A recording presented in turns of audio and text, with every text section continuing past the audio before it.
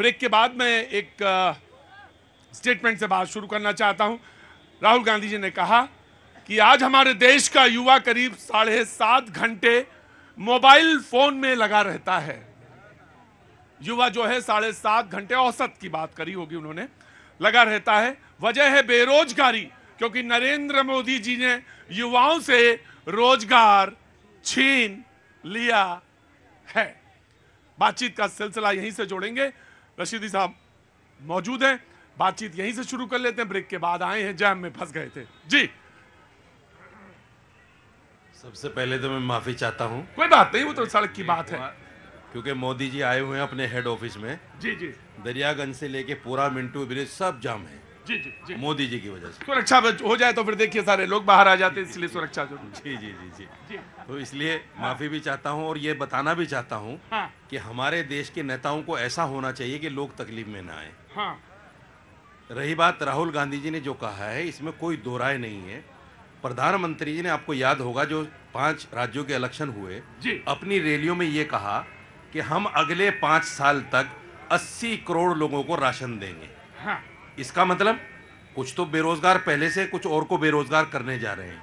क्योंकि जब राशन मिलेगा घर में बैठ के मुफ्त में, तो कौन कमाएगा भाई? तो मतलब ये जो बिजली फ्री वाली पानी वाली बात कहते हैं, जो बिजली पानी फ्री जो वहां,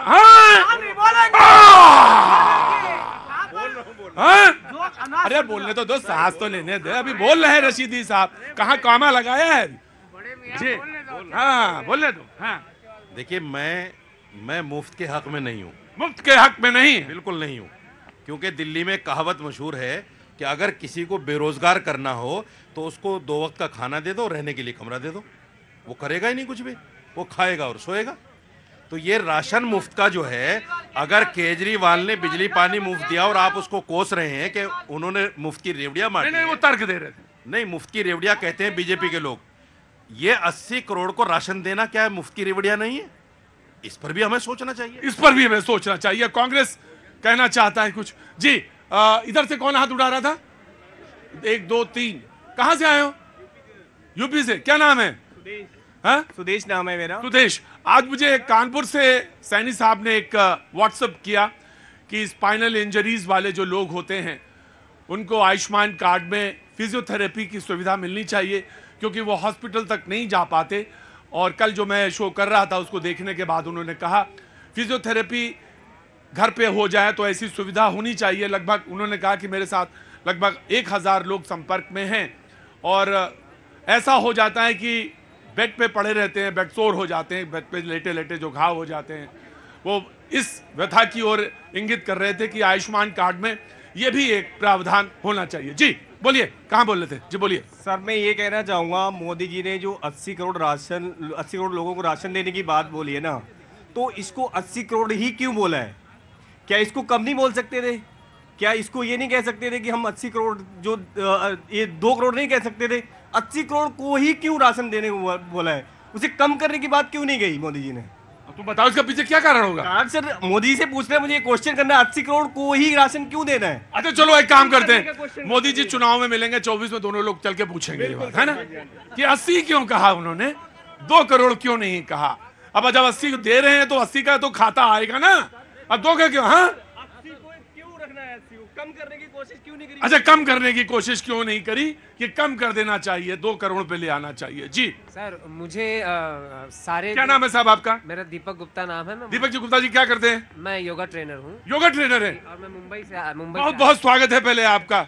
और दिल्ली वालों में, दिल्ली में तो योगा की सबसे ज्यादा जरूरत है। देख रहे हैं सांस की क्या प्रॉब्लम है। लोगों को स्वस्थ करने के लिए ही आया हूँ जी। पर मेरे लिए, मेरा एक थोड़ा सा विपक्षियों के लिए अस्वस्थ सा सवाल है कि अगर आप लोग किसी राज्य में जीतते हैं तो ईवीएम बहुत अच्छी होती है, और अगर किसी राज्य में पूरी तरह से हार जाते हैं तो वहां से ईवीएम पर सवाल उठाकर अपनी जनता को बेवकूफ क्यों बनाते हैं आप लोग? ये सवाल है आपका। देखिए साहब, योगा करते हैं, इनका चैतन्य है बिल्कुल। देखिए, जब देश अंग्रेजों के अंदर गुलाम था, कांग्रेस पार्टी को 20 साल लगा लोगों को ये समझाने कि हम गुलाम हैं।